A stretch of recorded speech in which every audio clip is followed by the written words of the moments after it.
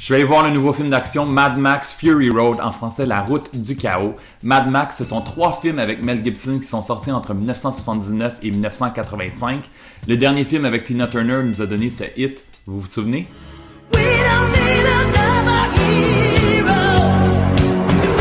We don't need to know the way home. Et là, 30 ans plus tard, on a le droit à un 4e film réalisé et coécrit par George Miller, qui a réalisé les 3 premiers Mad Max et aussi les 2 films d'animation Happy Feet.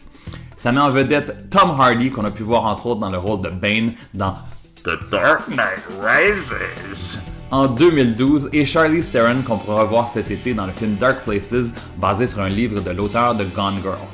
Dans un monde dévasté où les gens s'entretuent, Max se promène seul dans le désert au volant de sa voiture. Il est séquestré par le tyran Immortan Joe, brutalisé, enchaîné en attendant son sort. Et les luttes pour l'eau et le pétrole sont nombreuses entre les différents clans. Et lorsque l'impératrice Furiosa trahit Immortan Joe en se sauvant avec ce qui lui est le plus précieux, il envoie des hommes à ses trousses. Et attaché à une voiture, Max réussit à s'échapper, mais doit choisir son clan s'il veut survivre.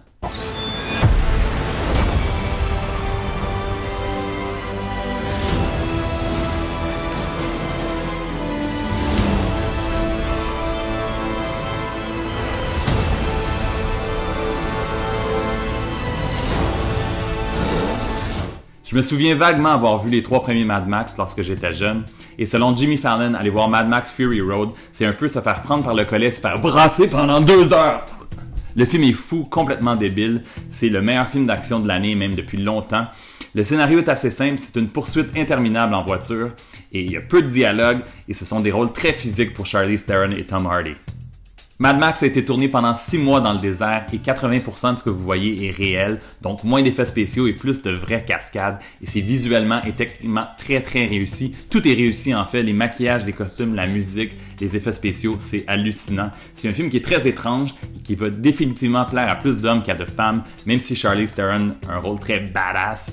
Et c'est 2 heures d'adrénaline, pas de répit ou presque, c'est même essoufflant pour le spectateur. C'est vraiment une expérience à voir sur l'écran géant et en 3D. Je vous le conseille fortement, je lui donne 4 étoiles sur 5 et je vous souhaite bon cinéma.